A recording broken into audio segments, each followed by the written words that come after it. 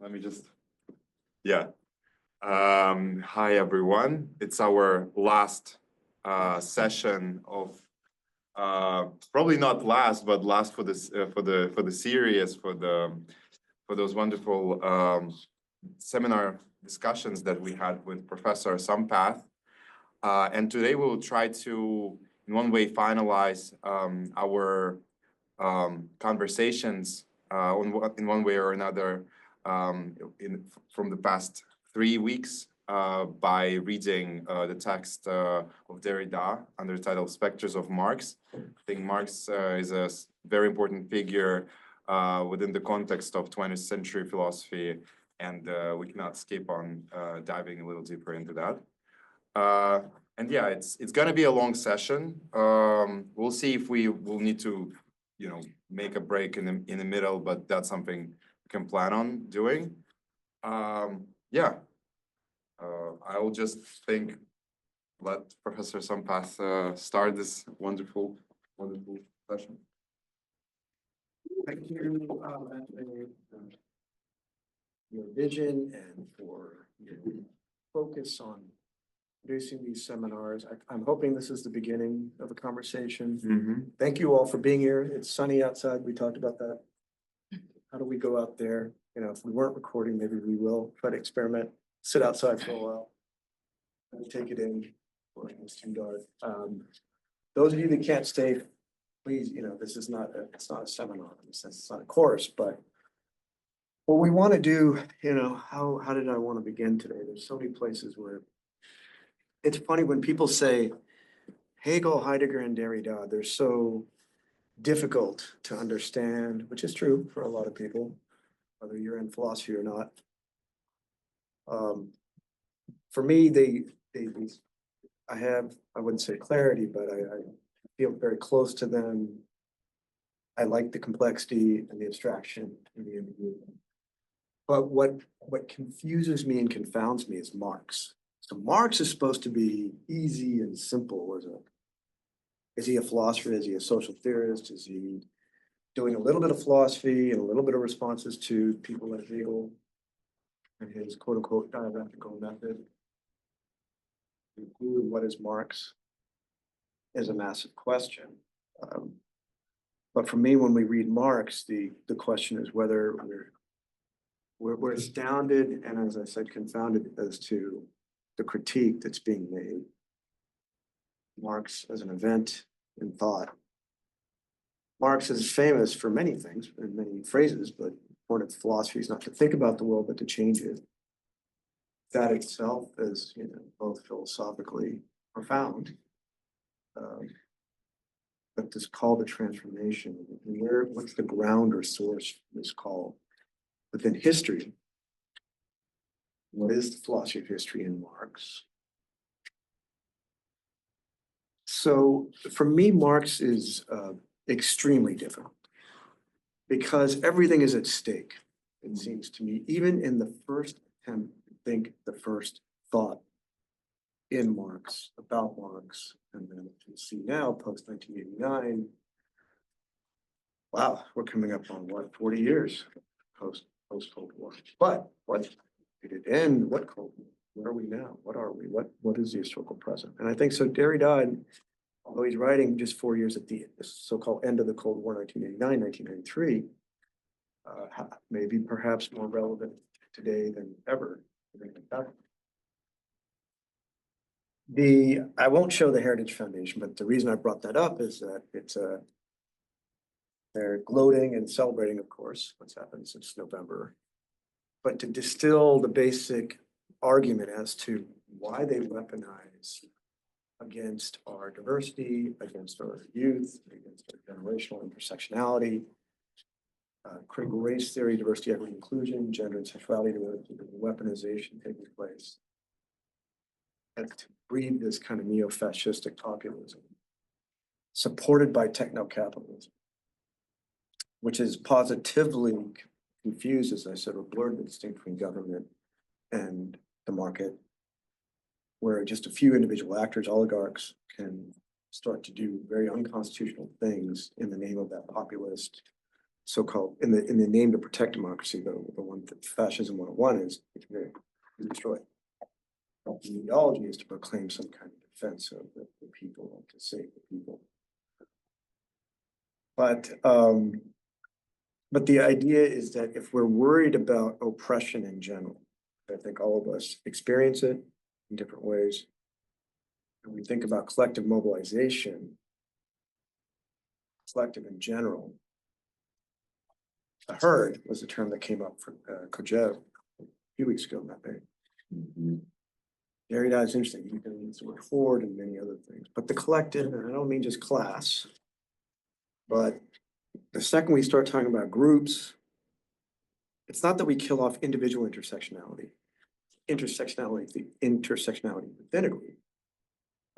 As Crenshaw once said, the intra differences within a group leads to more tensions in the inter between groups. So, for example, women of color facing sexism and racism at the same time cannot use a framework that just espouses colorblind sexism or male-dominated discourses on racism.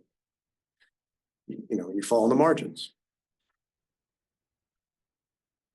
So this movement towards the group or the collective, according to the heritage and this new kind of right revolution that's taking place, is that it destroys individual freedom of thinking, freedom of speech.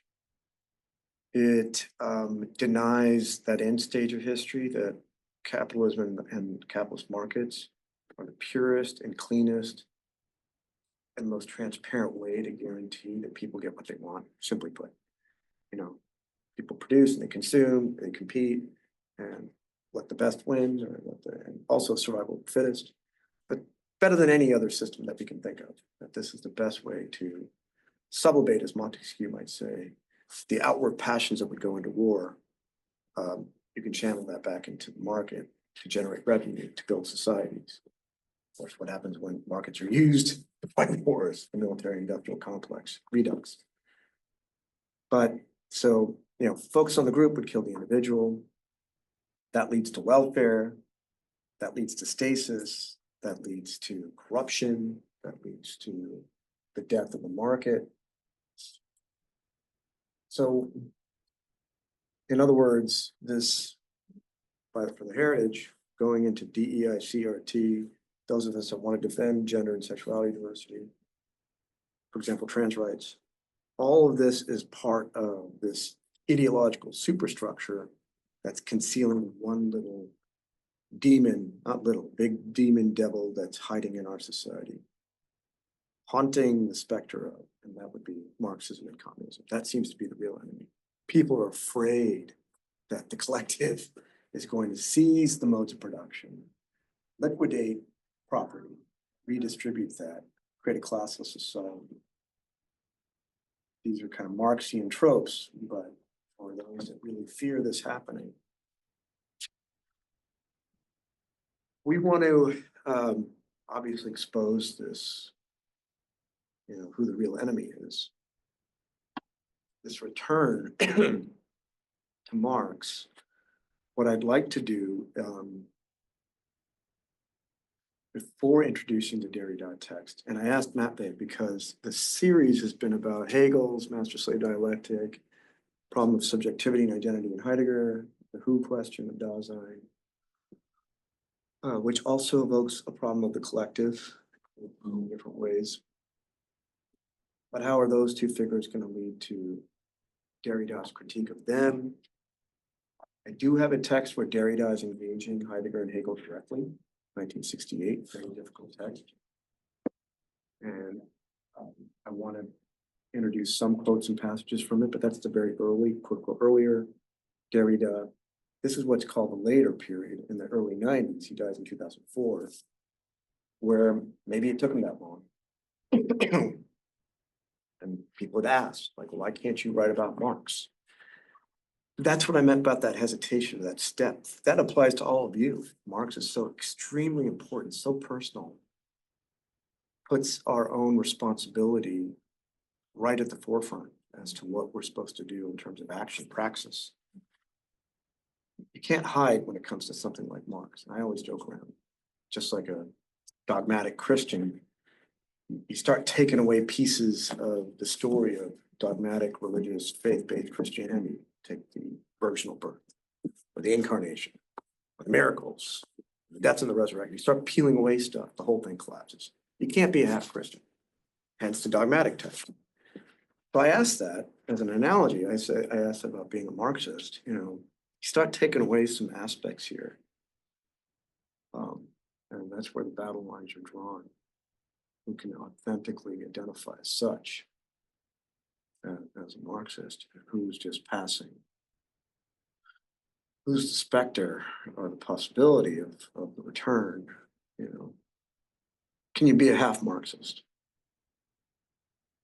if you buy the whole critique? Almost impossible, just like the half Christian hypothetical example. But before I try to frame why this is such a critical text for the whole Derrida corpus, but perhaps for the future, we think about the alignments of critical theory and continental philosophy as it meets the needs of today, the desperation, the urgency, the feeling of this accelerated apocalyptic collapse, the fear that totalitarianism requires because it perpetuates the silence in the shadows that something is occurring and that we can't control anything. Totalitarianism develops a type of fatalism, and it's like the great critical theorists and Hannah Arendt and many others. It does so in fairly nuanced and complicated ways beyond these theories of totalitarianism. Marx, despite the conceptions that are attributed to him in the 20th century as totalitarian, Marx is the antidote to that. How do we think of another Marx? Marx today is the antidote to this kind of feudalistic, oligarchic, techno-capitalistic totalitarianism. So what I'd like to do, if it's okay, is first of all read some Marx, so we can just kind of refresh ourselves.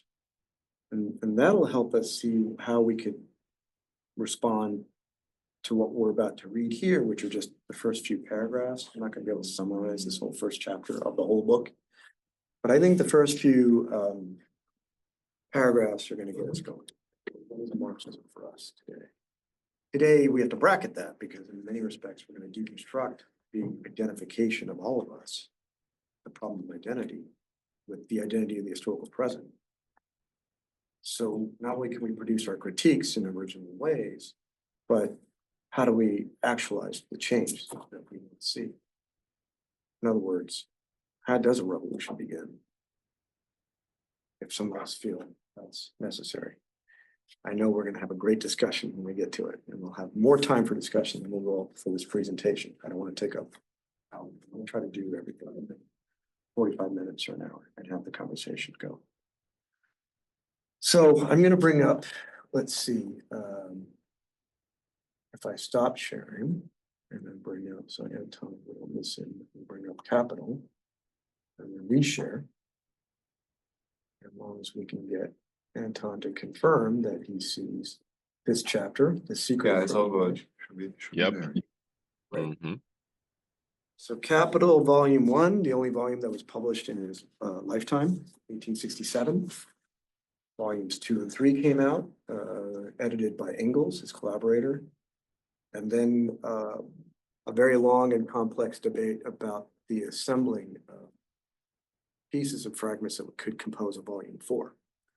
I'm not a Marxist specialist, I'm not a Marxist historian, but having spent a lot of time with the early Marx, and some of you have as well, who I think is vital, and will play a role. But most people turn to Capital Volume 1 as the quote unquote Bible of all Marxist thought. 1,000 pages here, what does it say? English translation by Penguin. A new translation, which just come out in English, that a lot of people are exploring. But this is the text. Not that it's unavoidable, it's indispensable. It's just we come back to it constantly. I think many of you, who introduced the topics from last week about the Messianic, when people are like, well, Walter Benjamin, or the Frankfurt School of Critical Theory. How many people return to the text? How many generations of Western Marxists, France and Germany, in the 20th century? Let's say from the 1920s and 30s up to the 60s. How many have returned to the text and found something completely radically new, innovated themselves? I don't want to summarize all those movements in those two different contexts, but there's an infinite wisdom here to plumb. Okay, I want to take up this question of the primitive accumulation, one of the most talked about and controversial, because before we can move to deconstruction and its critique of origins and linear time, what I meant about that historical present being suspended in terms of how we think about it, how do we think ourselves within time, within history, as both the object and the subject of history, the producers of history, but we're made by it. How do we get beyond free will and determinism? How do we, we're suspending ourselves to a certain extent when we put ourselves into the question as to what our epoch is. Because we don't want to get sucked up by what's happening. It's a black hole. We're all getting sucked into it. We're trying to escape. So we don't want to be naive. That's the critique. That's your group, the cultivation of critical thought theories as a way of praxis for resistance and liberation, emancipation. One, we have to say revolution, like literally changing everything so we can survive.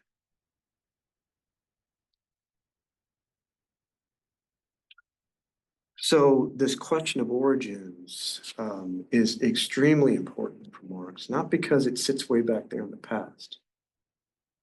The origins that are coterminous with pre-industrial capitalist colonialism and imperialism, as you all know, you don't need to study history, 15 and 1600s. And if I can invoke Cedric Robinson, book Black Marxism of the 80s, before we even get to this stage of the primitive accumulation in Marx, what was happening in medieval Europe through the Renaissance and the Reformation, Reformation's 1500s, before the scientific revolutions of the 1600s, and then before the late 1700s industrial revolution, the birth of democracy. What's happening internally within Europe with regard to violence and dispossession and the movement of the peasant to the proletariat. And for a Black Marxist tradition, long before there's any critical race theory, the commodification of whiteness, whatever that means, excuse me, Gentile, as a key part of this. In other words, the indissociable nature of the importance of colonialism and imperialism, not to valorize those things, but historically, why are those two things important as we consider this discussion about the primitive accumulation? Opposed to saying the primitive accumulation took place first in a European setting and then kind of spread globally. Okay, so I'm going to bracket that for a minute. Let me read this first couple of paragraphs. Then we'll move to the Derrida text to deconstruct this. So get your perspectives and get thinking about it. How do you react to both this text and then what the Derrida deconstructive move is going to be in his opening moments? This is chapter 26 of part 8, so it's coming towards the very end of Capital. Not to summarize Capital, but if you start from the very beginning, the mystery of the commodity, use value and exchange value, surplus labor value, commodity fetish, the conversion of money into capital. But many people think this idea of surplus value is one of Marx's great insights. That, regardless of the length of the workday, and regardless of the technological improvements over time that can maybe shorten that workday and help the worker, there is something that occurred that allowed for this invention of surplus labor value. And that is, you can actually make your money back as a capitalist who bought the property, the resources, the materials, the factory, and the worker's labor. Excuse me. You can actually make your money back based on how much labor output there is to produce whatever type of eventual commodity. And make enough money for yourself, but also give back to the worker so they can maintain their subsistence. But instead, what happens is that after hour 3 or 4 of the workday, however long it goes on, there's a curve upwards of profit. And then there's a diminishment over time of the worker's ability to sustain themselves. So you're extracting this surplus labor in the labor process, for which you can only document one visible plane of history. You can see what the worker does, but nobody sees this accrual of surplus labor value. That's going to the capitalist. It makes no sense, because what you have, in fact, is a concentration of money and capital in the hands of the few, and the incessant exploitation. Remember the master-slave dialectic. What you're doing to the worker is basically saying, we'll work you to death because you're replaceable. What's happening now? And they're going to have to be reproduced. And as Angela Davis teaches us, well, how does reproduction take place? Through a racist, sexist, hierarchical, patriarchal system that has its roots in slavery, for example, here in the United States. And she's speaking particularly about the plight of Black women. So reproduction of labor is indissociable from the critique of patriarchy, like Davis. But this reproduction of labor is what allows it to the whole system to continue, because as long as you have that labor and you find it, you exploit it, it's surplus labor value. This is what Marx is saying. If we can do something about that, maybe the labor that's produced do anything to sustain ourselves and create quote unquote well-being for the whole, doesn't have to require this kind of accrual or centralization, monopolization of profit. And also the kind of incessant exploitation and reproduction of labor. How do we break the cycle? Seems impossible, right? We're trapped.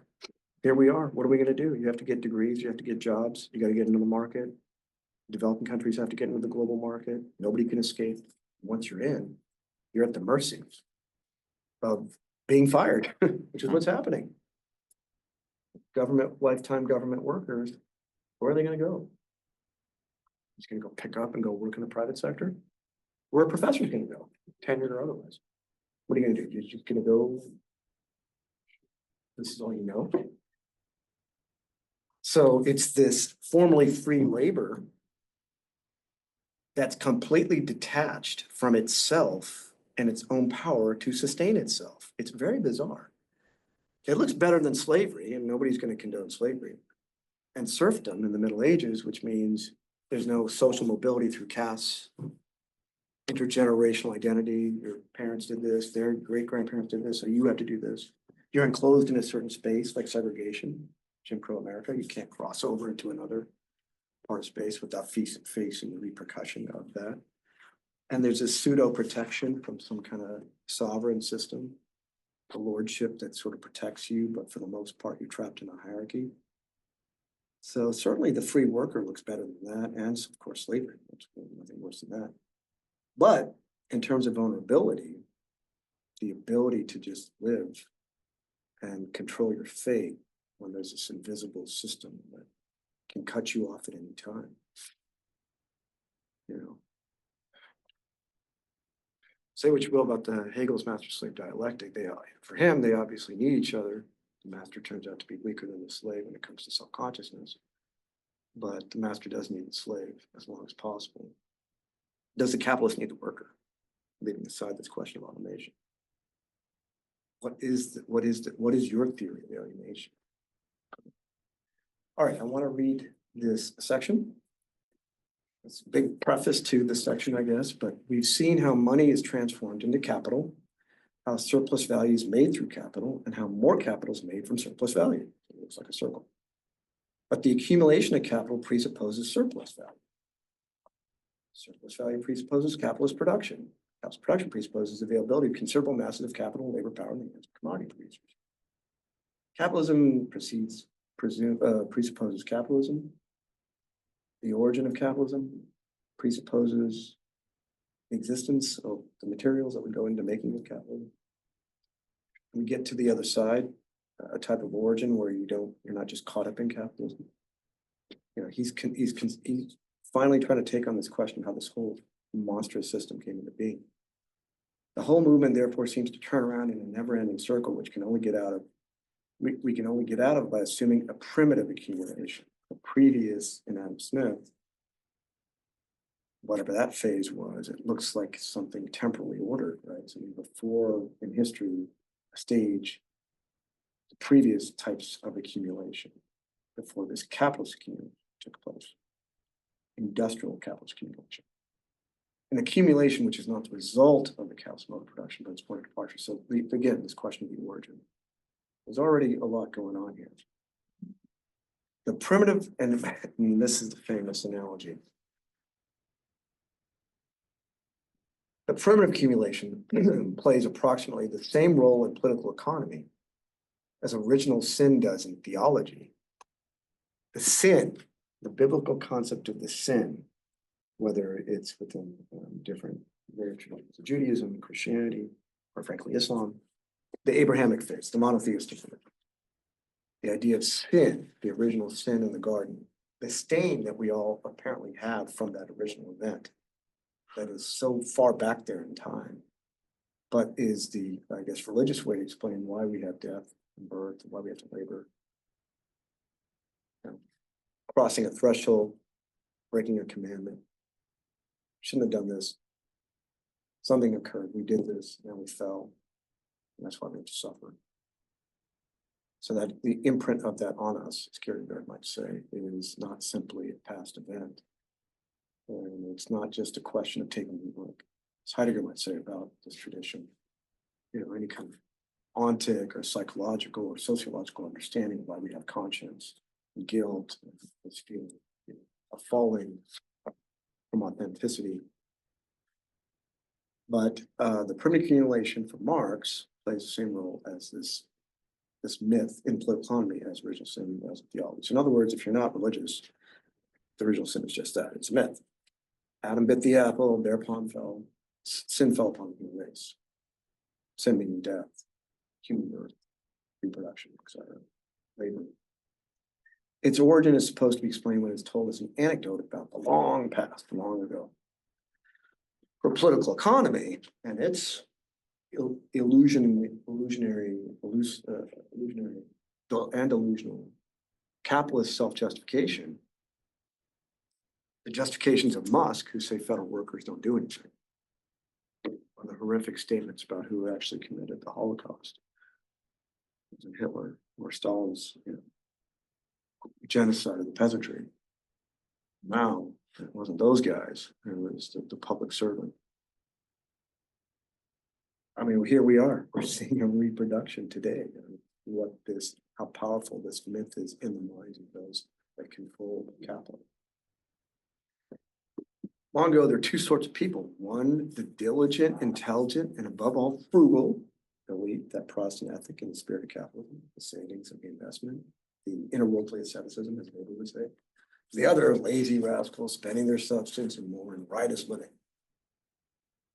The legend of theological original sin tells us certainly how man came to be condemned to eat his bread and the sweat of his brow, but the history of economic original sin reveals us that there are people to whom this is by no means essential. Never mind. Thus it came to pass that the former sort of accumulated wealth and the latter finally had nothing to sell except their own skins. Now again, Marx is not bringing up colonialism and imperialism. That's a primitive accumulation, if you ask me. We get back to like kind of race theories about critique of capitalism. We got to tell that story first before we get to even the critique of industrial capitalism.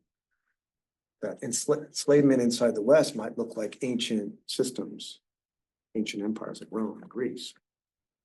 But for those of us that are BIPOC or products of colonization, as legacy, slavery is very recent. But anyway, I'm bracketing that. We're going to come to that in our conversation. Let's stick with just Marx and what he's saying here in his 19th century kind of Eurocentric context, focusing on the West. Thus it came to pass that the former sort of accumulated the latter nothing but their own skins. Apart from this original sin dates the poverty of the great majority who, despite all their labor, have up to now nothing to sell but themselves, and the wealth of the few that increases constantly, although they have long ceased to work. Does that sound familiar? Such insipid childishness is every day preached to us in the defense of property.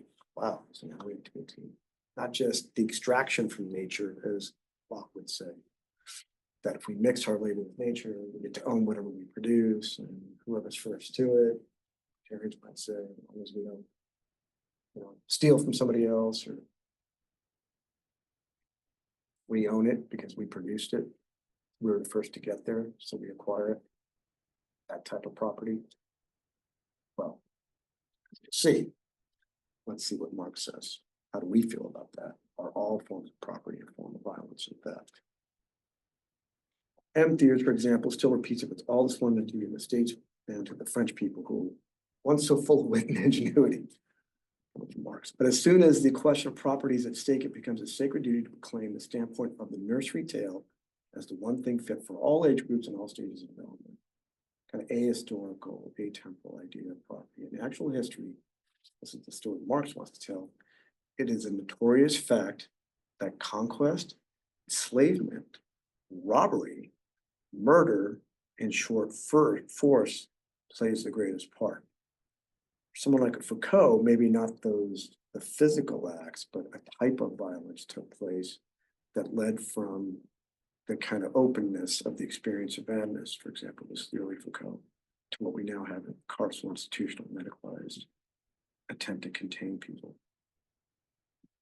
There's a history of violence that he tries to tell about that story. Marx is talking about the creation of class and the birth of property is rooted in this. Rooted in actual enslavement and genocide. If you think about the American colonies, for example. And he's saying in general, that's whole Western trajectory.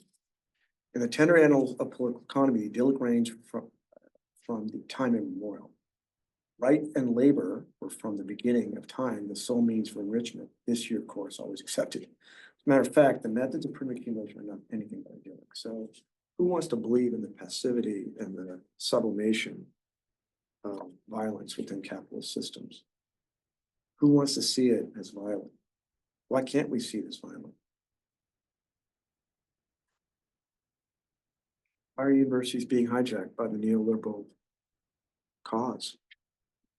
What's the future of the humanities? What are you all going to do? People are telling you don't major in the humanities, but why did I do it 30 years ago? I do it again. Yes. Oh, there's my answer. But what are we, who is objectifying and putting value, a very important term, on thought?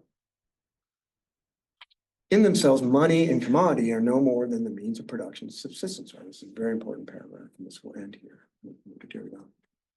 In themselves, money and commodities are no more capital than the means of production and subsistence are. They need to be transformed into capital.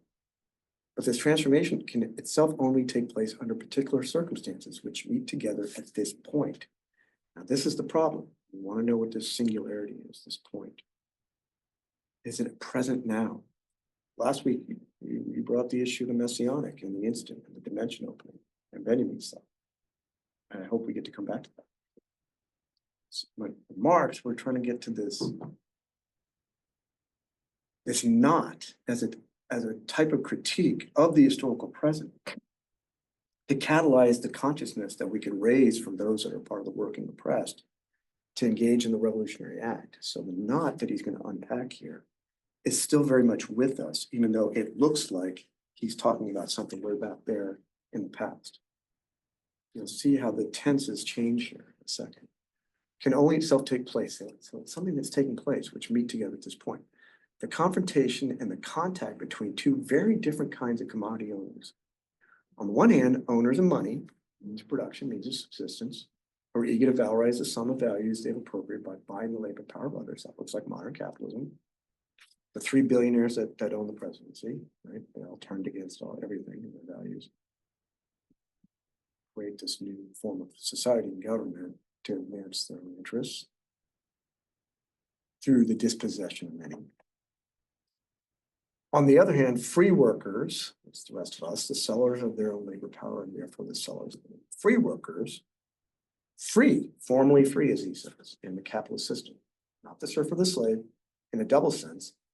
They don't form the means of production, that would be slaves and serfs, nor do they own the small kinds of means of production, be the self-employed peasant proprietor. local economies, alternative ecological living, local production and consumption. So kind of small to medium types of enterprises. You see this throughout the development context for the South. What does that mean here in our abstract system in the United States? What's happening to the local, those that can live independently or apart from the system? So it's neither of those. They're free in the sense you're not either the slave serf on one hand, peasant proprietor on the other. They are free from, unencumbered by the means of production of their own. Wow, that looks pretty good. I always joke around. Let's see what I had. Nothing in no controversy. I could see. Time I open this up, I'm hoping there's something in there. There's always nothing in there. It's always empty. You can say, well, you got the card. Yeah, but who's gonna pay off the credit card bills? Oh, I'm totally free from anything else that I need for my utilities, my commodities, but here I am completely helpless. With the polarization of the commodity market into these two classes, the fundamental conditions of capital production are present. So division, schism at the origin, difference isn't very important for deconstruction. And quite frankly, this ontological difference we have to come to grips with, and we read Heidegger. Being and the question of it with regard to time and our finitude, death and authenticity, is not the objectified being of philosophy or beings in the world and entities. This polarization with the polarization, the split. How does the split take place? What's required of that to create the free worker? A capital relation presupposes a complete separation between the workers and the ownership of the conditions for the realization of their labor. At some point, you might ask, let's put some other language in here, complete separation of the person from their body and the conditions by which you can, on the one hand, protect yourself from violence and harm to that body. And on the other hand, engage in the transitive will, the free will, to be transitive and transformational. Anti-trans is about not being able to control, by analogy, the conditions by which you can transform. That's what the anti-trans movement is about, is that we're not going to allow you to control your own body. Well, here you go. Here's like a little seed from Marx. I mean, I'm kind of appropriating it here. Something is going on, though. If you don't want to say self and labor, well, what about body and material actualization? Those of us that are racialized, genderized, sexualized, ableized, disabled. Not all of us are native born. Okay, but at least I know you. In your case, not Jim. Manning maybe, and me for sure, not native born. So we don't have the same rights.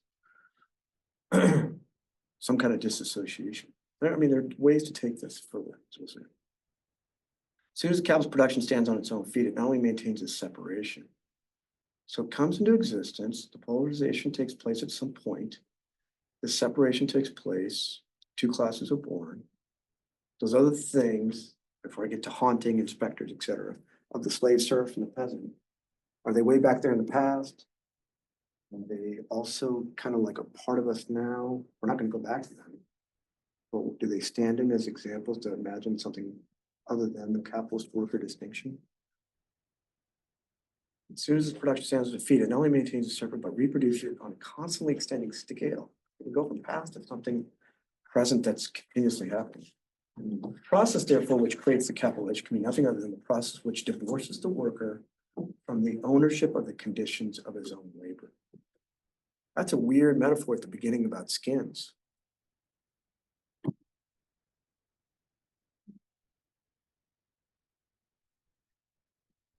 Leaving aside intersectionality and racialization, but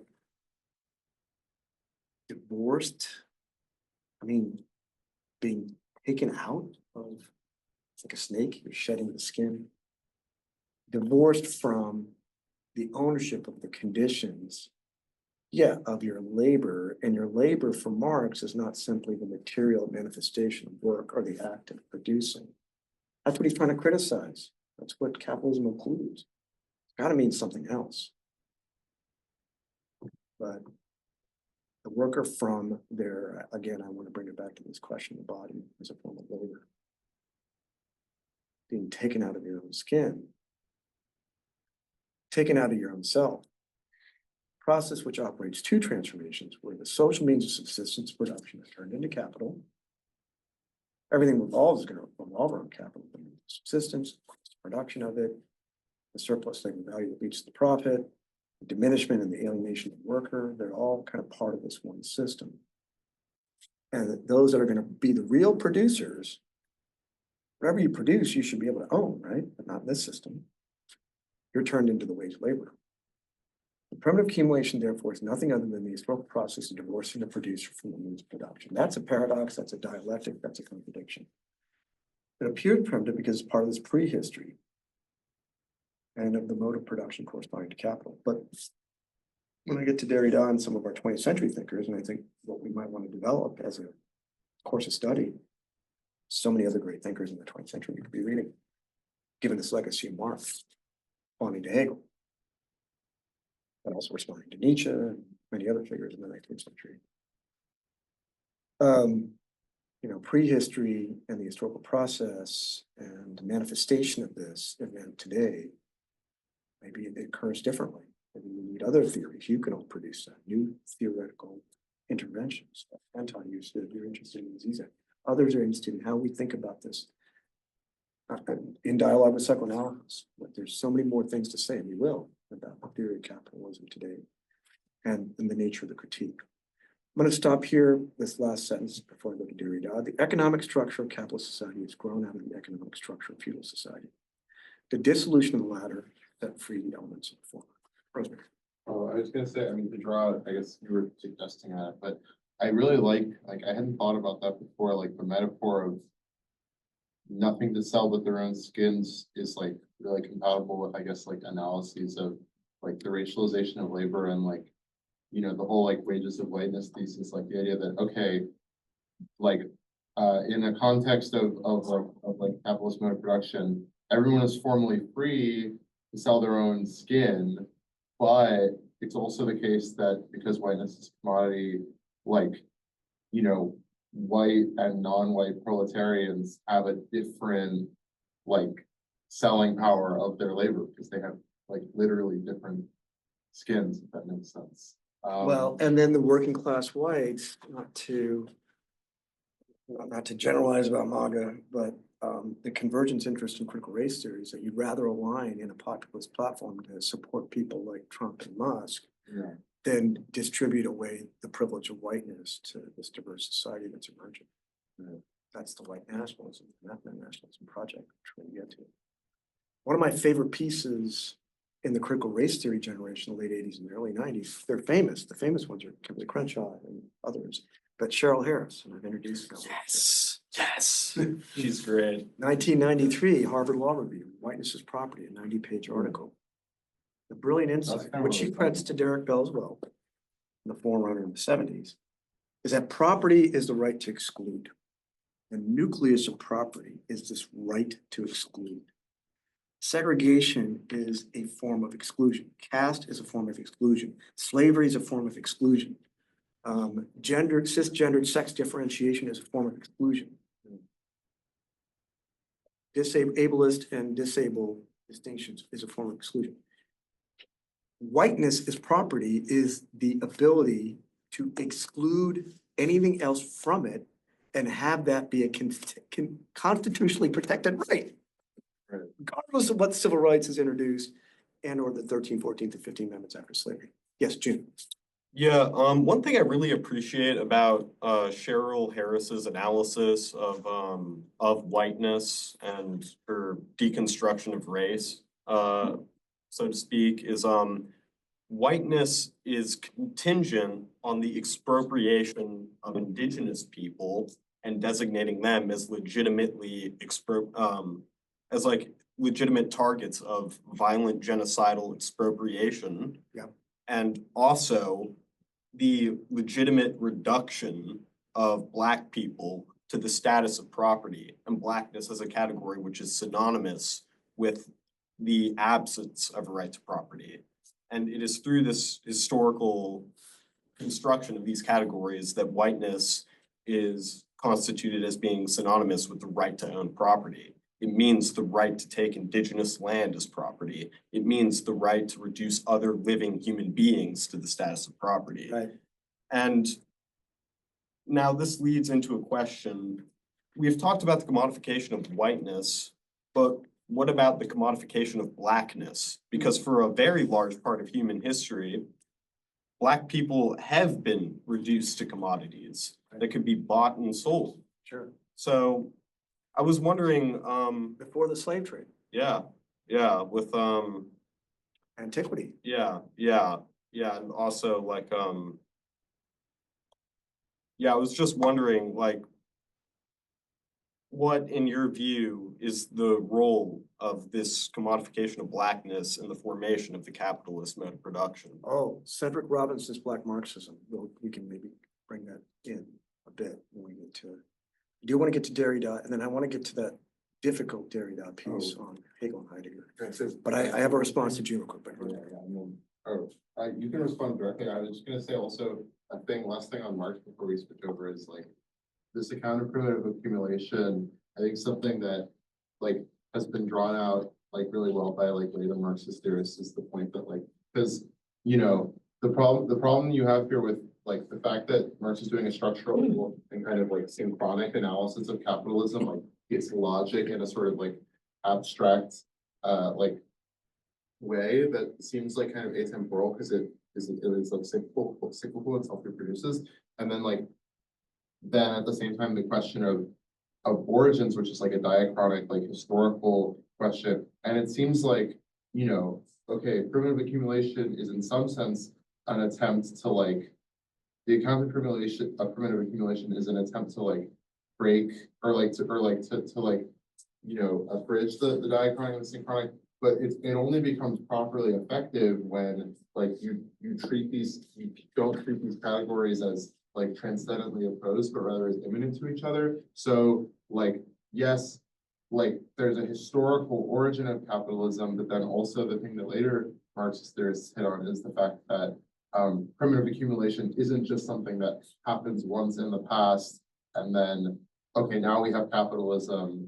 Like there was a point and then we had pre-capitalism, then primitive accumulation happens as like an event and then it's over and then now we have capitalism, but rather like that diachronic historical moment is also internal to like the synchronic functioning of capitalism because primitive accumulation is still always happening. Like there's still capitalism like preserves an outside to itself that it then like expropriates and extracts from in order to maintain itself. And like that especially has been like useful in the context of like Marxism in the periphery or like the global south and Sure, things like that. for So, systems theory. yeah. That's a great encapsulation, Rosemary, because you're bringing up what I want to talk about, the problem of historical temporality. There's so many traditions in the 20th century that took this on in different ways. Structuralist Marxism has a discontinuity thesis. Some people take some dogmatic version of a Hegelian process where history accumulates itself to some kind of endpoint, but then they outfabe and they kind of, there's a negation of all the contradictions and raising up to a new structure or a whole. So discontinuity, pure epistemological rupture where you never get back to that origin, but somehow synchronically, you said the system is tracing itself. Derrida is going to make his own critique. I just admitted, yeah. But to June on the question of whiteness property, let's use that as an analogy again to what you just said, Rosemary. That, whiteness has been around, it's biologically essential, and of course, that's the beginning of the West. Derrida's critique last week, remember, Eurocentric structure, this myth, whiteness is a myth. In fact, it's born in that reverse mirror image of the colonial encounter. So when it can no longer see itself and only itself and it sees the other, then both the schism is sort of born. And it's interesting because the derooting of Blackness from Africa and the trade and a false rerouting as objectified property was a reduction of Blackness. But quite frankly, white bonded labor too in the North with the Irish.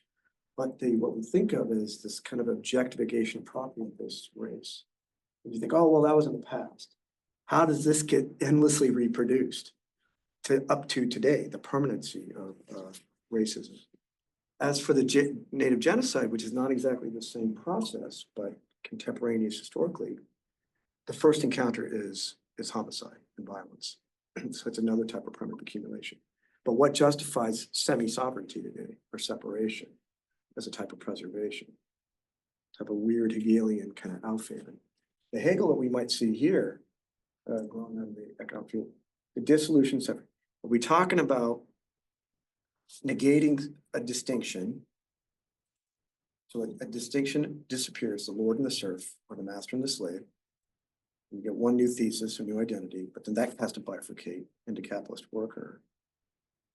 So then we got to negate that distinction. If we think about the communist whole, and arrive at something where there are no longer any kind of distinctions, hopefully classes, no concept of property or violent expropriation. But this whole theory of time about how the death of something grows out of the old. Rosemary, the analogy could be, we're all born once, right? So we can't keep being born again. Or the gospel tale where Jesus is talking to somebody, I don't know, Nicodemus, I think it is. And he's saying something abstract, like, unless you're born again of the spirit, you can't enter the kingdom. And the guy literally takes it literally naively. Oh, how can you enter your mom's womb again a second time? He's like, no, dude, I'm not talking about that.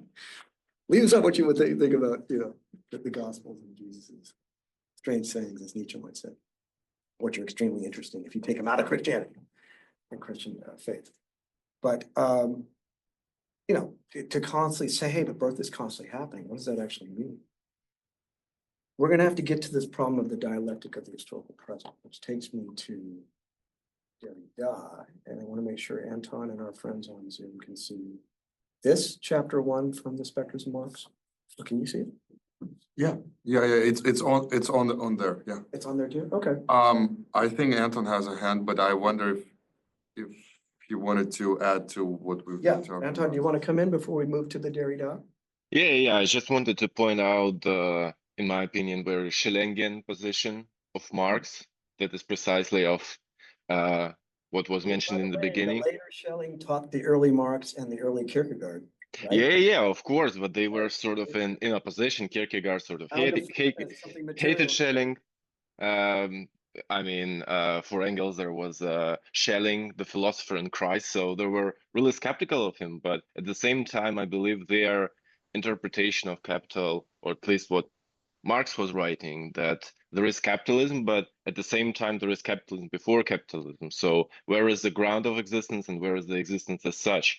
And so what he tries to, in my opinion, to emphasize is the very Heideggerian solution to that, which is the word with capital W, that this mythos of the original sin, of this primordial accumulation is how, according to Zizing, my very favorite watch phrase, the retroactive ideological fantasy, that capital itself tries to justify through mythos, through this sort of primordial lie, its own origin afterwards, after the initial sort of ethical decision, which for Heidegger, of course, happens after the logos is established. And so for me, I think the similarities are at hand, that for Marx, it's sort of the same, that there is sort of this split wherever you want to find it. Probably it is in nature, probably it is in history as such. And so the capital reproduces the structure by trying to actually say that, oh, look, actually before that, it was pure, it was perfect. And this is why, Adam Smith, they all sort of capitalize sort of Robinson Crusoe, for instance, all those primitive societies that already were sort of this in those exchange modi and all of this stuff. And this is the main point of Marx's critique, that this is anachronistic operations in itself that sort of defy the initial standpoint. So I mean, we are now going to Derrida, and in general, this is a question of language.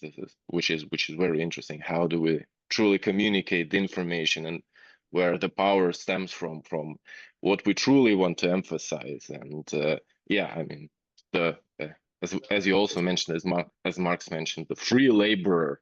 What do you mean by free? What meaning do you put in there? There is always power in what do you mean by saying free. As we see, free means the totally opposite of freedom. Yet, as we see now, still there is this sort of misconception, or this sort of mythologization of capitalist freedom, which is the total unfreedomness as such, that we are, I don't know, afraid, not able to, no, I know, weak enough to emphasize, to admit, which is a whole other story. But yeah, I mean, this is the whole other question: how Heidegger and Marx, Nietzsche, of course, how do they sort of operate, and how they coincide in this sort of actually Hegelian sort of standpoint, that you have this sublation, and then there are all those different critiques coming from all the different positions, and still there are similarities despite their dissimilarities, I would say. But yeah, I mean, Good. Anton, thank you for, first of all, you're opening up a space, so many different spaces you just opened up. And they're all going to come back, by the way. But when I heard you, I heard also the role of psychoanalysis, not just through Zizek, but that retroactive fantasy, phantasmagorical. Another tradition might be, if we had time, that's a whole other space for the curriculum. Deleuze and Guattari's later works, Anti-Oedipus, on schizophrenia and capitalism, practice in anti-fascist living. But the last stage of fascism, capitalism, for Lenin may be financial capitalism, but maybe the last stage of capitalism is this type of neo-fascism that we're seeing. But the critique, as you say, coming from all the multiple sources. I want to pause here. June, did you want to come in real quick? And then I'll move to, I want to lay out different models before we even attempt to start reading Derrida, who in many respects is critical of this is 1993. So he has the privilege of seeing all this other stuff before him. Sartre's Critique of Dialectical Reason, which is a whole nother model. Structuralist Marxism, phenomenological forms of Marx, which would mean influenced by Heidegger and Husserl. We try to think about these different types of categories, like the commodity fetish. Or how do we temporally locate something like the primitive accumulation, which you all brought up? But so before I go to Derrida, June, did you want to? Yeah, I wanted to talk about the conception of free labor that Marx speaks about throughout his corpus. It's almost used a bit sarcastically whenever I read Marx. I read it with a hint of sarcasm, because for Marx, it isn't meaningful freedom. He admits this. He says it's basically the freedom to enter into a contract with a capitalist and to sell your labor power to him for a wage. That's not real freedom. No. Yeah, it's not at all. It's entering an invisible death sentence because you don't know when it's going to get, when you're going to get hit. Yeah, it's you don't even know where the enemy is. It's a legalistic abstraction. And Whiteness is property. Yeah. And protected by the law. Yeah. And in this sense, the capitalist is also able to say, we have realized freedom. You can choose to sell your labor power to whoever you want to. We have equality because insofar as we are both owners of commodities who can exchange, we are both equal. And is this not just? You're selling me your labor power and I'm paying you exactly what it's worth. Yeah. Never mind the surplus. What is the labor value that Trump puts in as a real estate empire builder? Yeah. Except the taking up, and he said it stupidly in the last interview. Russia, oh yeah, big country. That's the greatest amount of real estate property ever. That's his framework. Which is pure abstraction, as you said, in terms of the value. And there's absolutely no commitment through no work of their own. But yeah, I also have one more important thing to add. With regards to legal freedom as being the precondition for capital valorizing labor or commodity producing labor, And the I- mutual reinforcement of capitalism and democracy, by the way. Yeah, I don't really think that like being legally free is the precondition for essentially valorizing capital. I think capital absolutely depends on unfree labor. Oh, yeah. Yeah, By the way, in this day and age, it also depends on the breaking of the Constitution yeah. and acting in an extra legal sense, a whole nother dimension or plane that's being created. Let's think about, okay, so I don't want to minimize Hegel. If we went back to something like the phenomenology of spirit. Okay, to contradict myself. You know, that last chapter, Absolute Knowing the Phenomenology of Spirit, where he talks about the self-time relation. A lot going on in Absolute Knowing, but at one point he's saying space empties it out itself into nature. And that you might think is some static or eternal structure, your synchronic system, Rosemary. And time empties it out into history.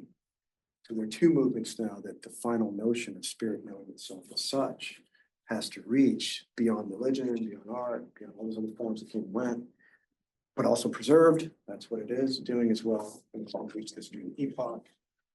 And it ends abruptly because he's talking about the articulation of the system of science to follow, which he tries to produce. But it's interesting in that last passage, he talks about, you know, the overcoming of all contradictions is not so much the linear accumulation of time and history, not some simplistic end of history telos, and some simple metaphysics that, you know, in order to have a beginning and an end, you have motion. But to have motion, you have the erasure of beginning and end, Zeno's paradox, and Plato has to come along and say, hey, you know, you have both, therefore maybe you have both origin and an end, and no origin and no end, and Aristotle has to come along and say, well, no, you have origin and end, but you have this continuous cycle of motion, which they kind of blend into each other.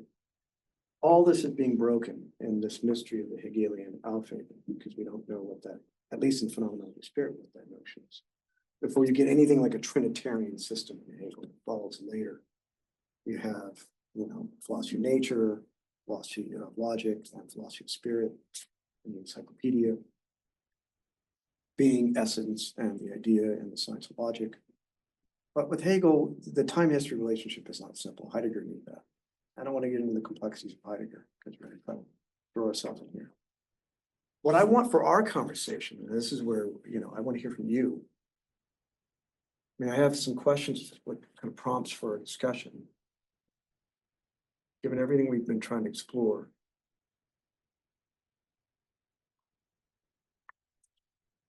That section, we never read it in Heidegger. We read the Who chapter, but in Division 2, Chapter 5, about historicality, Geschichtlichkeit, moving from the individual Dasein to the collective and to the fates. Not what we attribute to Heidegger and what many debate now, which is the Nazi waiting to happen inside Heidegger in 1927. He talks about fate and the destiny of the people and what people pull on when we look at that chapter. I'm not focusing on that right now. I'm focusing on this question of extrapolating from the individual to the collective when it comes to this Marxian project of a revolutionary transformation. We have to ask a lot of questions like, when, where are you? How are you? Why are you? Not here at this historical present, but kind of Marxian paradox of being able to articulate that primitive accumulation, which is not simply past existence, constantly reproducing itself, being immanent within the system, I think you used that word, Rosemary, but being self-critical, which would be the nature of praxis, of bringing the critique, to reverse the alienation and raise up the consciousness of the proletariat. And Bernie Sanders' last recent quote I read, Democratic Party saying, you know, is it playing the same game by giving into neoliberal corporate capitalism? Or are you going to take seriously like these oligarchs are really doing what they're doing? And unless the masses really mobilize, I mean, that's going to be the only way. I mean, he's not calling for a communist revolution. He's not even a socialist, but that raising the consciousness of the collective to take action, to destroy everything and change everything, perhaps create everything anew. The problem here is, but in this 1993 context that we're going to go into now, is Derrida's response to this so-called end of history, end of Marxism, we won, Reagan beat Gorbachev, Fukuyama, end of history. So democracy, capitalism, the legal freedom, that's abstract. Individual rights, obviously the right to property, right to wealth. Market societies. Whatever else you want. The sanctity of contracts. Mention the contract. That's it. And we're not going to come up with anything else. So there you go. That's the end. I hope other people catch up too, because what are you going to do? Go back to some terrible state prior. Hobbes' state of nature. And Derrida said, wait a minute. He's embarrassed to say that, like, maybe even in the 1840s, during those failed socialist revolutions of 1848, in response to that, and before capital, what we think is dead may not be dead. Let's bracket for a second all those simple etymologies of what you might think: specter, ghost, haunting. Typically, you think someone dies and then their ghost comes back. Hamlet, all about that. That's the first quote. But let's leave aside those. So we're not going to be talking about them. Maybe we will. I don't know. It'd be interesting to see. Are we talking about the paranormal or the supernatural? But let's leave aside the kind of simple definitions of what we mean by a ghost. Typically, a ghost is someone who died and didn't come back, or something that's fictional, or something that kids think of at Halloween. But for sure, we have to make this very crucial distinction between specter and spirit.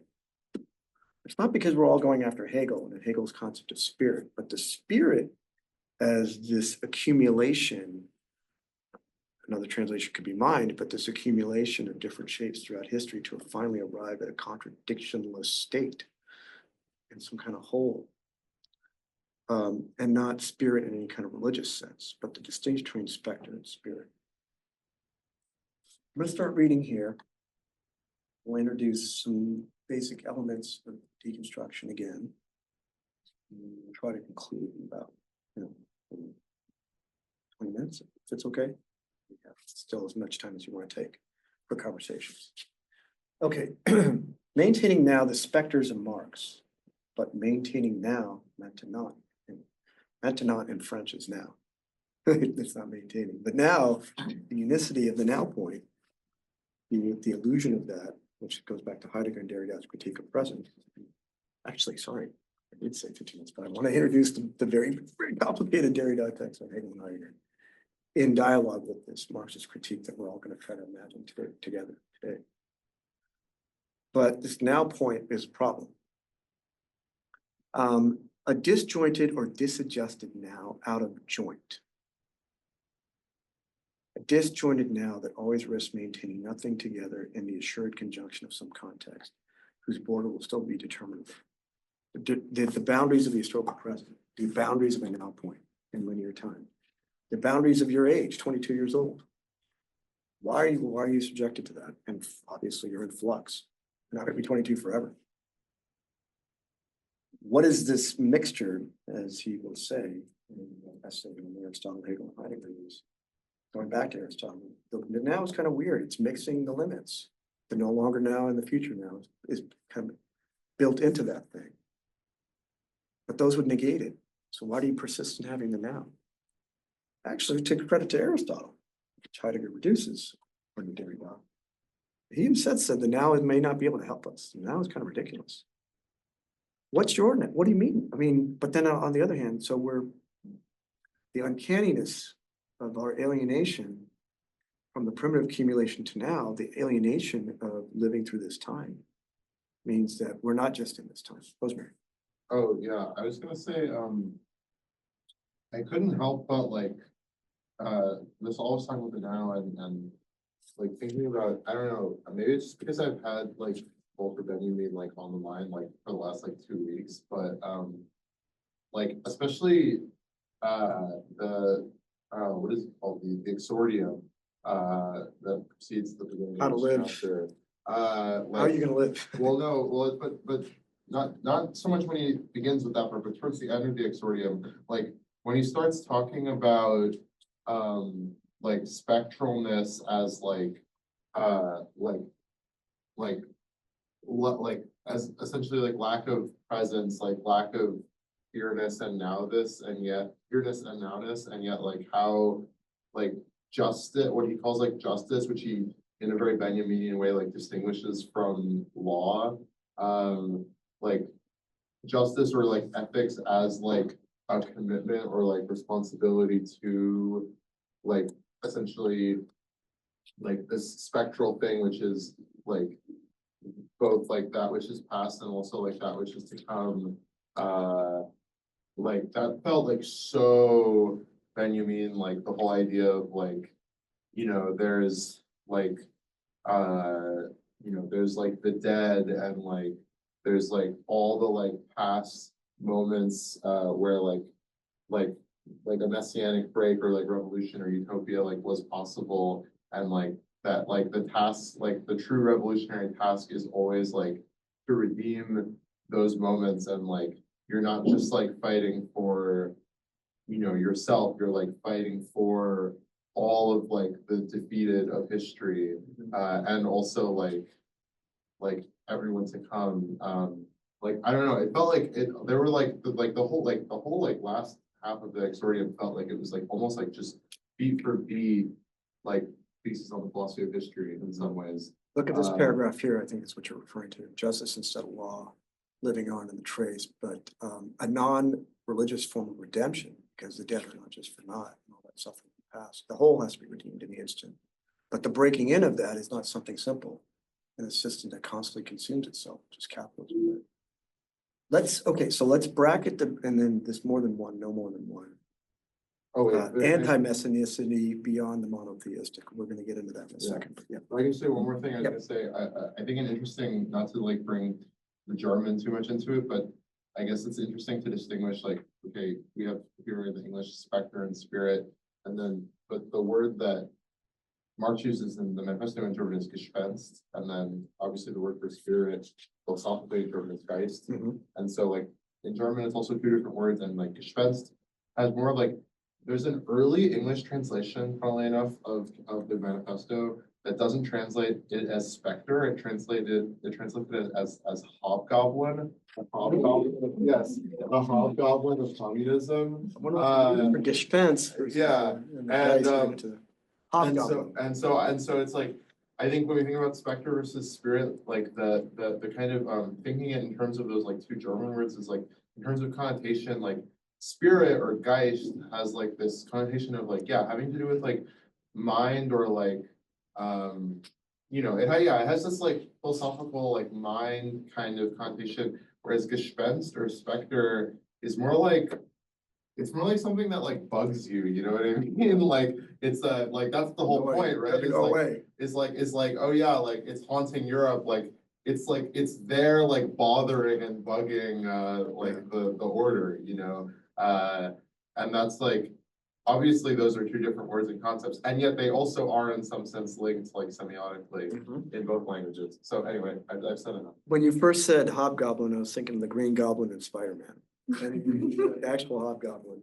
But specter, as you're right, I mean, it's like something that doesn't, it's supposed to go away, but doesn't. And they're both alliterative. In English, it's specter and spirit, and then Gespenst and Geist are both, like they alliterate in both languages. Bring that up again in our conversations, the very fine distinction you just made. Let's read this first paragraph and then try to round it out. I guess, you know, when I said Marx perplexes, I meant that to be the culmination of something, and then to make the critique within it, and for the critique to be powerful enough to transform the structure into something other, and lift us out of and transport us at the same time. Derrida may be playing with birth and death here and spectrality, but I'm thinking this, you know, what a dream to teleport ourselves maybe before the primitive accumulation to a state where we can't even find the trace of capitalism anywhere. It seems to be interminable. Like the freedom to break from eternity. There's your Schellingian finitude about the absolute, even overcoming all distinctions at a different point. We may accuse Hegel of trying to synthesize. So it's not the Christian kairos or the parousia, though, waiting on the second coming of the new world, eternity after time. but something wholly other. At some point, because of our own intersectionality for our generation, your generation, we have to think about the spectrality as specters in the plural. Why this plural? Would there be more than one of them? Interesting.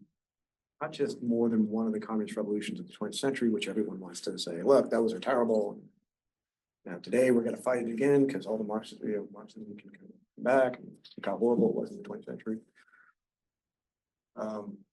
But no, there's more than one, no more than one. Giving up on the idea of the one and something other than the one, more than it, not just supplement or excess in the Bataille sense, but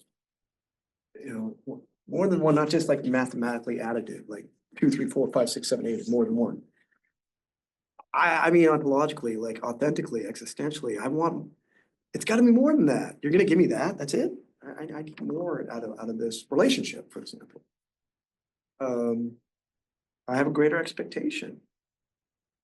You think I need this much, this equivalence of commodities.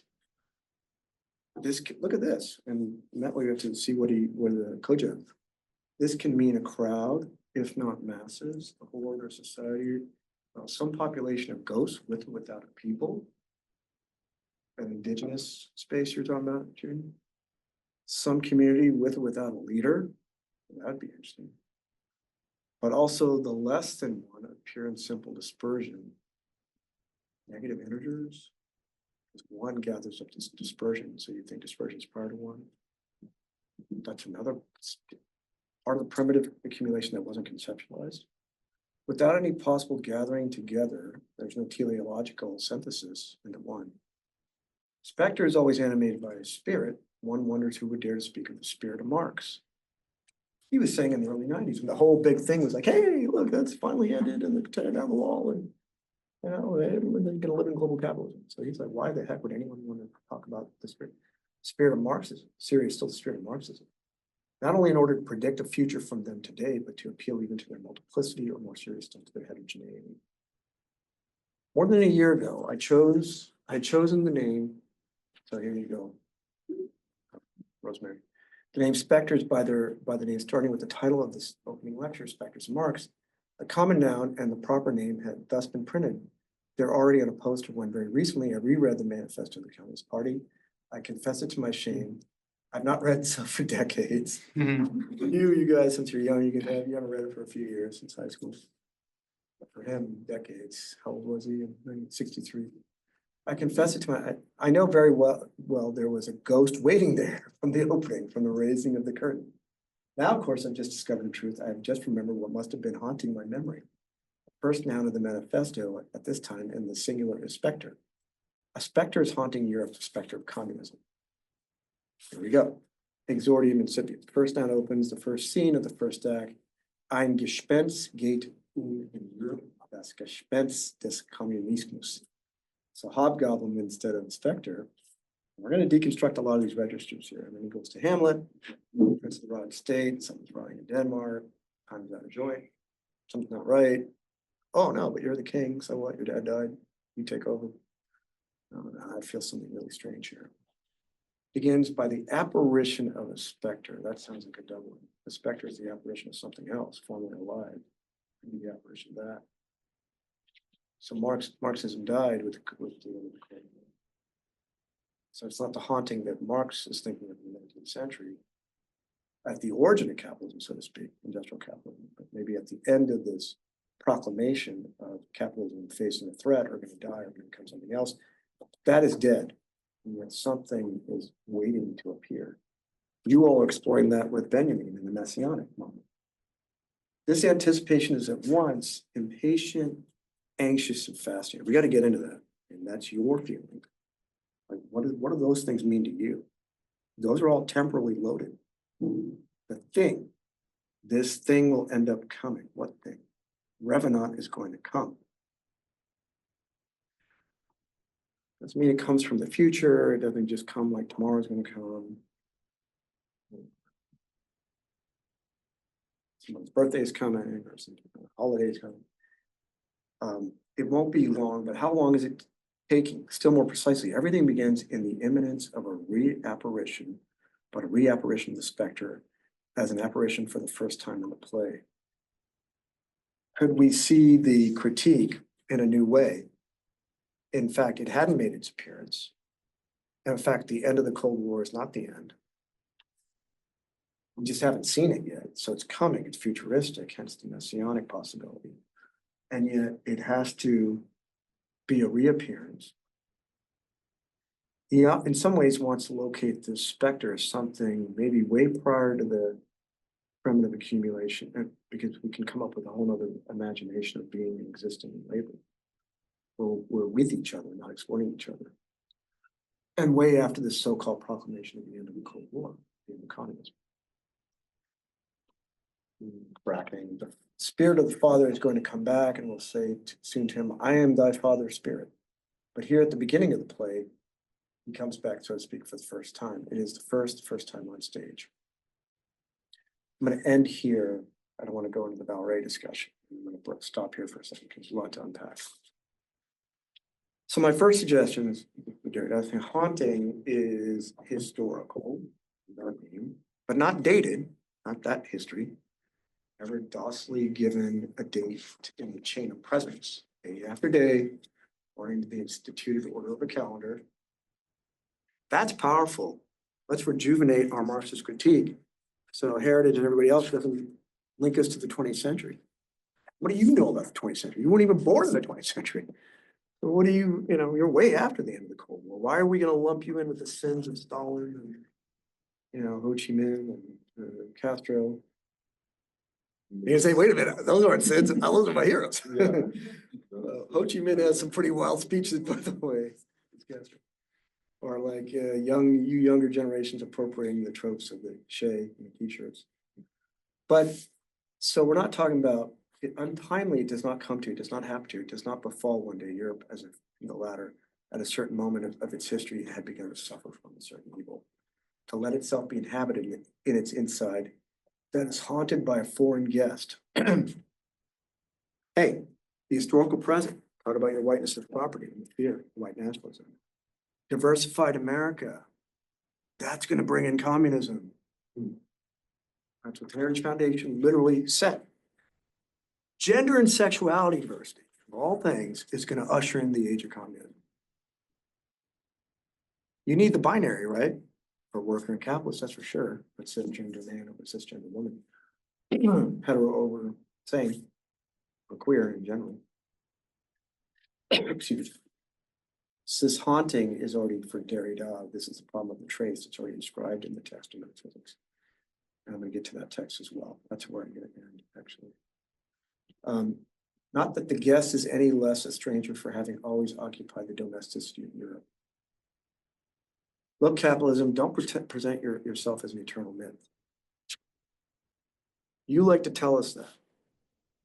Religions, you like to tell us, hey, this is how the fall happened. Someone blew it way back then, the first human, and we all got to pay the price, and you better turn back and absolve yourself of that sin, redeem yourself, so you can go back to paradise.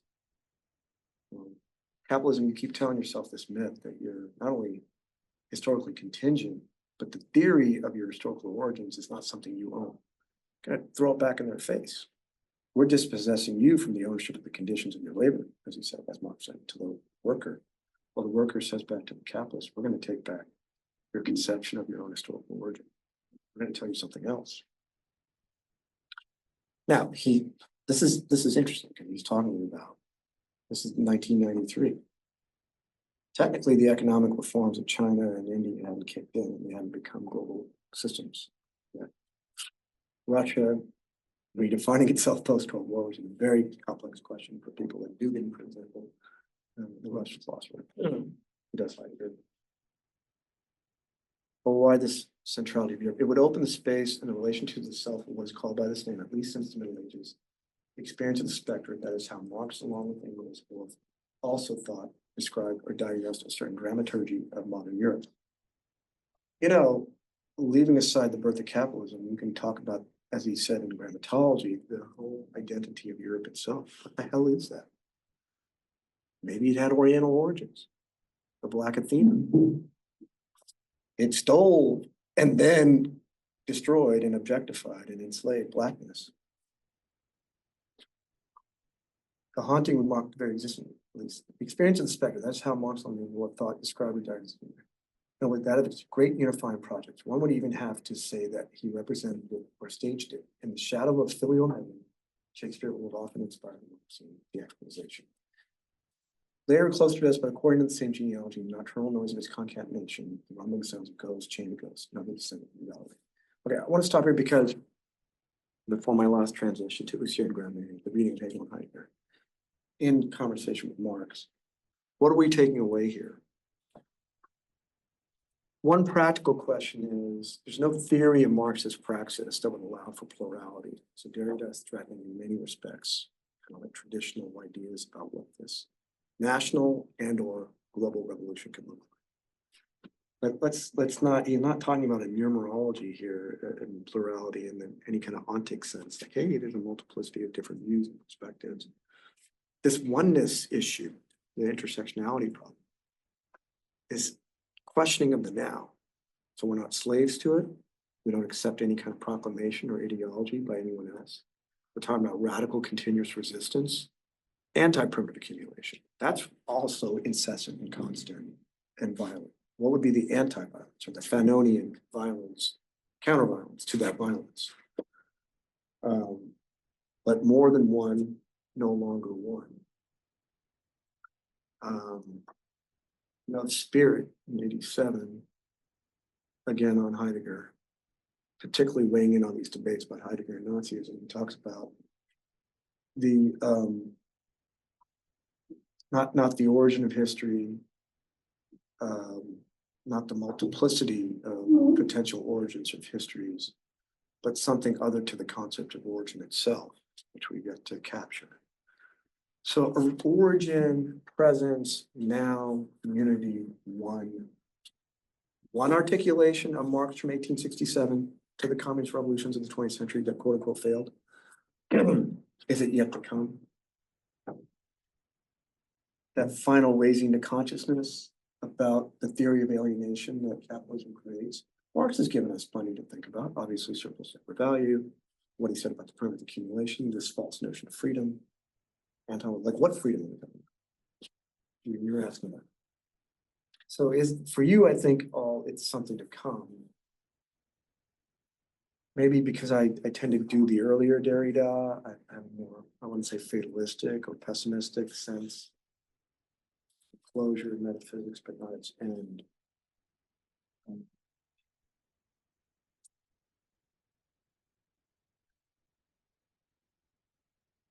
Don't want to put the 19th century and 20th century manifestation. Marx, the thinking in the 19th century, the manifestation of the communist revolutions of the 20th century. It's not like I'm going to sublate the evils of those 20th century structures into some other idealistic structure. I don't want to play the game of capitalism, of reverse original sin. On the other hand, it's becoming impossible to exist. Time is rapidly disappearing. We're being sucked into the void. We have to escape. We don't know what to do. What are we going to do? Marx 1.0 is the text. 2.0 is the communist revolutions of the 20th century. I'm going to ask you, what's Marx 3.0? The 21st century. Catastrophic capitalism. Oligarchic capitalism. Climate changing induced collapse capitalism. The literal destruction of humanity because of the displacement of the indigenous or the death of biodiversity. The forced integration of anyone who's out of the system right now into the system. Extraterrestrial transport. That's what Musk wants to do. We're going to burn the planet and you all can stay here and we're going to go head out to the space station. You can just hang out here and suffer until you die, but we're all leaving. We're taking, capitalism, Texas. What's hidden in Fort Knox, but what's hidden in the concept of capital itself as a remaining mystery. But what is there for our critique? But what goes on between these generations? Yes. So haunting, when we get to the theory of it and the specter, you have to ask yourself, are there elements of the Marxist critique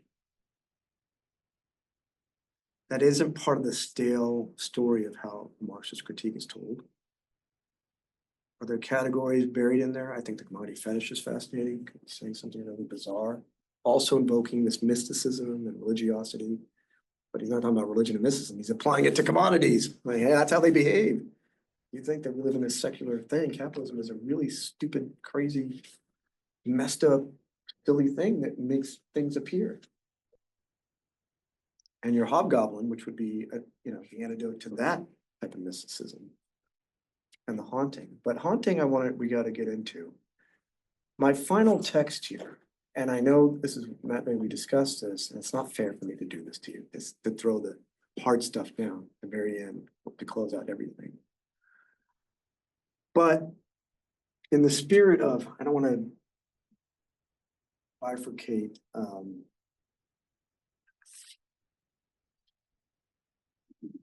Derrida into the hard Derrida, which is when he's just doing his philosophy in the 60s, facing people like Husserl and Heidegger and Hegel, Freud and psychoanalysis.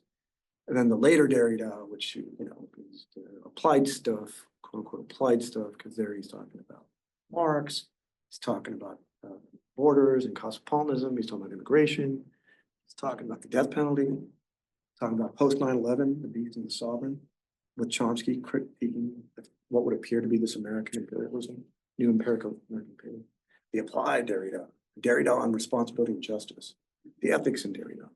This is the hard stuff. Well, no, let's forget about all those distinctions. The reason why I did the text, and I don't have the title of the text, but UC Irvine, a note on a note, being in time, excuse me,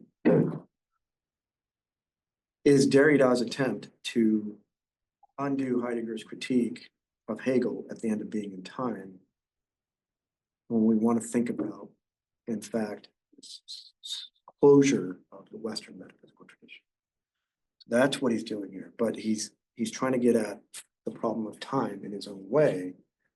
And then scholars have to debate whether he successfully separates himself off from everybody else, or is he just making things more obscure. You think about the Marxist project today for yourself, and this problem of the haunting of it. We think something died, we're not supposed to think about it. Today, we're not even supposed to mention it. We'll get canceled, or we'll just get shut down, and all the funds. Who's going to teach Marx? But, so we're living in even stranger times where it's not a question of the haunting of Marx, but who's going to try to kill a ghost? How do you kill a ghost? Well, what are you going to do? It's immaterial, right? Are you going to kill it again? They're too dead. How are we supposed to even invoke the ghost?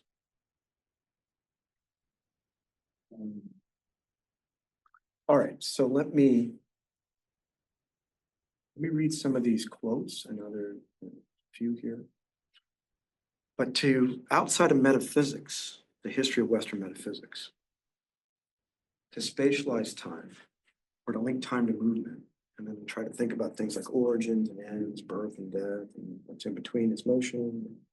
Those are 2 points of rest, and the 2 points of rest give rise to the existence of motion. That's the project of metaphysics. But associating time with movements, Aristotle does this in physics.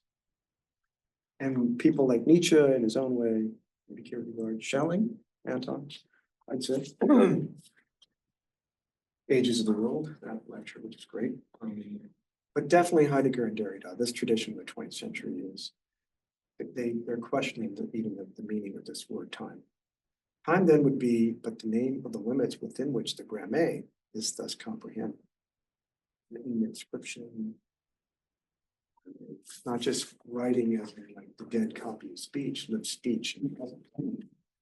Derrida is something entirely different. You see its own trace or anything. All the grammar, the possibility of the trace in general. Nothing is other. This is in the West, so excluding traditions. Be great because we bring in a tradition who might be able to say something else. Nothing other has ever been thought by the movement. This problem, this thing, time, keeps descending on us in a very inauthentic way, as Heidegger says. It keeps on collapsing on us.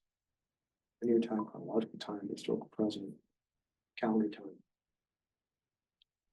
Time is that which is thought on the basis of being of presence, and if something which bears a relation to time but is not time is to be thought beyond the determination of being in its presence, it can not be a question of something that still could be called time. I'm talking about the semiotics and the language. We gotta stop using that term time, maybe, if we're gonna be talking about something else. You all have to come up with your own Marx 21st century Marx. Can't use the time of the 20th century in all those registers. Let's see here. This would be a separate presentation. I don't want to get into it. So let's just try to conclude here. The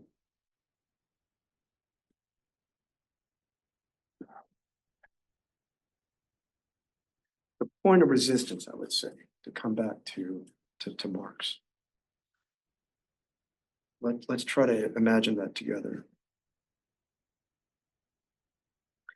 Classical theories of revolution, seizing the modes of production, toppling the state. For Western Marxists in the 20th century, not the actual manifestations of the communism in the East, but for Western Marxists, presumably here we are in the West, right? Some of we're all ancestors of these Western Marxists today. We have to attend to the text of Marx, which is what we just did. I mean, we got to do something about all those concepts and figure out how to like destroy them, whether it's surplus labor or the commodity fetish or the equivalence principle. Remember the section on, okay, so we start producing commodities. They're not utilities, they're not resources. There's something special about them that gives them this extra value that occludes or conceals the fact that you have to kill off a bunch of people, meaning the laborers, in order to make this thing appear and stand on its own. And then you just fetishize it and think it's got some special quality, as he says. But then that just generates more flimsy money. And here's Musk telling us he's going into the government to see how phony money is produced through these fake systems, and then he's going to go after the corruption. But as a tool to destroy the barrier between ourselves and our own death, basically, if we don't have these protections, but to lay us bare, so to expose our skins. Marx. Commodity turns into money, and then you need more money to invest, you can produce more commodities. And then the last stage, of course, is money becomes a form of commodity itself, financial capitalism, which generates money. And money is everything and nothing at that point. It's not even attached to the commodity, it's the commodity itself. Something that none of us have to live.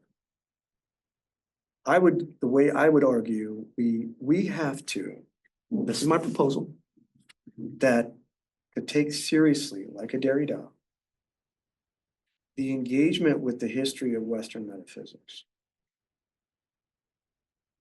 is linked up to this project today. If you want to say it's in the Exordium, Rosemary, about justice without law, maybe I go back to that. I'll read that last paragraph. That's a good idea. Thank you for moving to it. But I want to bring now this later Derrida, we'll just read this last paragraph, the Exordium, in relationship to what the deconstruction of Western metaphysics in general is. We started that with grammatology, the closure, not the end. You know, what would be other to this Eurocentrism? What's that monstrosity? We talked about that last time. We move up to Messianic, many of them, and doesn't came up again. Rosemary. But let's read this Exordium. The axiom may be shocking to some, and one does not have to wait for the objection. To whom finally would an obligation of justice ever entail a commitment? One will say, even be it beyond law and even more. To whom and to what, if not the life of a living being? Is there ever justice, commitment of justice, or responsibility in general, which has to answer for itself, for the living self, before anything other in the last resort than the life of a living being? What one means by that, a natural life or the life of the spirit. Okay, split. Indeed, the objection seems irrefutable, but the irrefutable itself supposes that this justice carries life beyond present life, or its actual being there, its empirical or ontological actuality, not toward death, so it's not Heidegger, but living on, surviving, survey, namely a trace of which life and death would themselves be the traces and traces and traces. Survival is possibility in advance comes to destroy or disadjust the identity to itself of the living present. So any affectivity. There is then some spirits, and one must reckon with them. One cannot have two, one must not be able to reckon with them, which are more than one, and more than one. What I want to say here is, it sounds very fancy and abstract, but beyond the binary, hence trace of traces, beyond the historical present, there is not just a history of racial subjugation, the history of sexual subjugation of women's bodies, matter and the form, to go back to Aristotle. Wollstonecraft in the late 18th century talking about the minutiae of oppression down to the fibers of how one's body is supposed to move. Who gets misperceived in the hysterical structure? Who's the object of the witch? The horror of that the history of women have had to face. That could be the first wave. Let's go intersectionally deeper. Where Marxism is about the politics of the hetero reproduction of labor as the only legal valid category of progeny. They're going to do after abortion and is IVF and the dismantling of all the regime that we can imagine together as a validation of same-sex equality.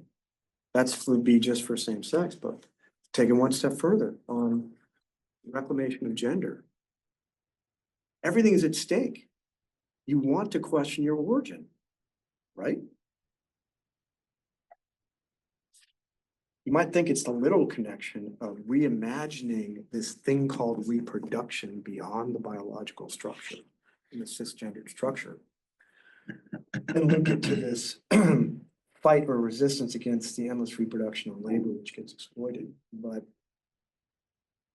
capitalism, according to Engels, in The Origin of Family, Private Property in the State, he said it best too in the 19th century, needs this sexed hierarchy. It needs to make as a form of property, not just race, which you brought up to, but women as the ultimate form of property in barter and exchange. And then throughout the global South and the East, the dowry system is a transference from birth rooted in a fundamental misogyny and hatred and fear. Hence infanticide, devaluation of woman, because it is the burden of the transference in an economic system of the body from origin to death in an entirely male-dominated space. It is both the burden, fear, hatred, misogyny of what is other to that structure that has to be controlled. Plenty of examples of that in different waves of post-colonial feminism. But my point is that I guess we include our seminars thinking about the binary, is a problem. And I don't mean the binary of capitalism versus communism in the 20th century. That's what the Heritage Foundation is for. But maybe the binary of that singularity and the primitive accumulation of the separation of the worker from the objective, from the conditions of their life-sustaining processes, because they're irreducible as formally free to both the mode of production, like the slave serve, but also the present proprietor who might own something of the mode of production for their own local subsistence. But the binary in general, meaning the relation between your own bodies and the commodification that takes place through law in binary logic. Now, what comes after 2 numerically is 3. 3 is not any better. 3, past, present, future. The redemptive moment in these concepts of justice and responsibility, not the natural life, not just the life of quote unquote spirit or history or who gets to make it, But those of us that are intersectionally erased in the margins, this older text, if the trace erases itself, it's not absent or present. It produces itself in that erasure, things like that. This trace, and we need after Heidegger, say the ontological difference between being and beings is forgotten in the history of philosophy. We're trying to make being with the big B, which Heidegger can't answer, down to the level of beings, and then the philosophers come along and give it different names over time. We got to destroy that, transvaluate it. There's an overcoming. Derrida, as I say, hey, wait a minute, you yourself are saying there's this difference between being with the big B, with there's only one big B, and a bunch of beings, and I'm saying that difference itself, we can't really understand yet. You're showing a different point. That there may be a difference older than even being and beings, and this difference has something to do with maybe what the later Derrida is saying here, is the trace of there's a difference, as he says, older. Being and beings is a very specific Western Eurocentric way of thinking and talking. We want to be ourselves, maybe invent our own language and try to describe ourselves beyond being and beings. Quite frankly, spirit and spirits.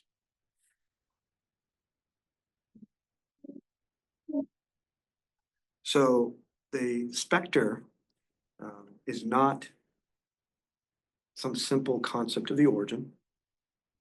It's not the specter of the binary that seems to be in place forever, but something other to that. It's not a repetition of what was alive, because it doesn't mean that something is just dead. And maybe for our conversation, it's the redemption of all suffering. It sounds religious and eschatological because the monotheistic faith promised that. The brokenness from the Godhead and the fall. What's our analogy? I'm not saying a secular analogy to that, but maybe we come back to the subject. What is your idea of, is it a collective redemption? Or is it possible, hopefully your generation will come up with, something that's eluded every Marxist thinker, from Marx himself to all these old guys from the 20th century, these Western Marxists in Europe. The communist society. What does it look like? What does the propertyless, classless society look like when we have the redemptive or messianic possibility of intersectionality at the same time? Margin or the supersynthesis of differences that don't collapse to differences, but creates interrelationships between them.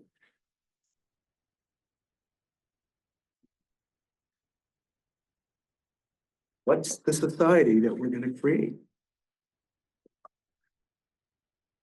as the output of, or the outgrowth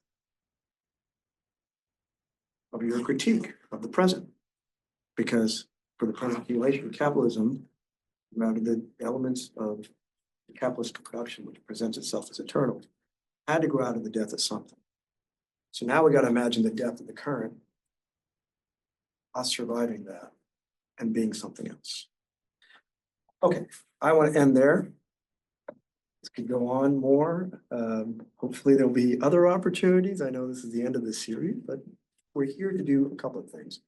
Have a conversation, and also, Matvey, is it okay to talk about what we might imagine? We as should. Future minor. What I think is potentially will be profitable is to, as we aimed on ending the discussion of today's text maybe at 5, as I communicated, but I know that you need to go at 5:30, so maybe for the last. I can push it. No, but what I'm thinking is that maybe we can, as planned, finish it at 5, and then for whoever wants to stay after 5 And I can and stay discuss beyond it. that. I can Yeah, stay. and discuss that would be perfect.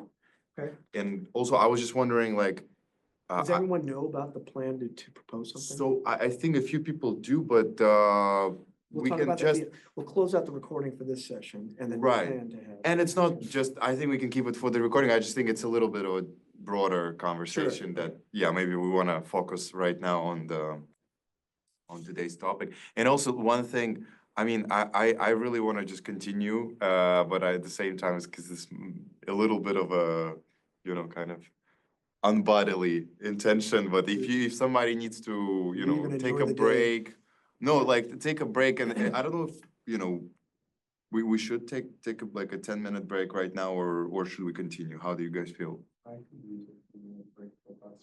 Well, why don't we pause the recording? Yes, And then maybe if you want to re-record the discussion, you can do that too as a part two. or I think Or just we pause don't it. even need to pause it, like I'll just edit it out Oh, okay. later on. No, you don't have It's to do it's that. not a problem, yeah. So let's take a break. Yeah, We're gonna come back. Come and, back.